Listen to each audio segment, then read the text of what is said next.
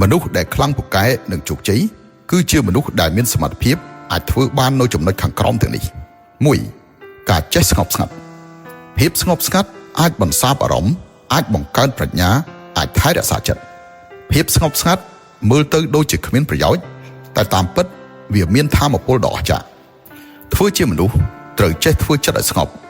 មិនថាជួបរឿងអ្វីត្រូវធ្វើចិត្តឲ្យស្ងប់សិនរួចសំដោះស្រាយជាក្រោយទឹកស្ងប់អាចឆ្លុះមើលអ្វីបានចិត្តស្ងប់អាចមើលឃើញចិត្តខ្លួនឯងនៅពេលចិត្តស្ងប់ទើបយើងអាចមើលឃើញការពិតយល់ពីខ្លួនឯងស្គាល់អ្នកដទៃហើយដោះស្រាយរាល់បញ្ហាដោយប្រាជ្ញានិងភាពត្រជាក់ 2. ការចេះអត់ធ្មត់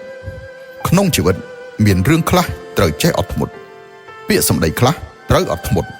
កំហឹងខ្លះក៏ត្រូវចេះអត់ធ្មត់ដែរការអត់ធ្មត់មិនមែនជាការចុះចាញ់ឬទន់ខ្សោយនោះទេតែ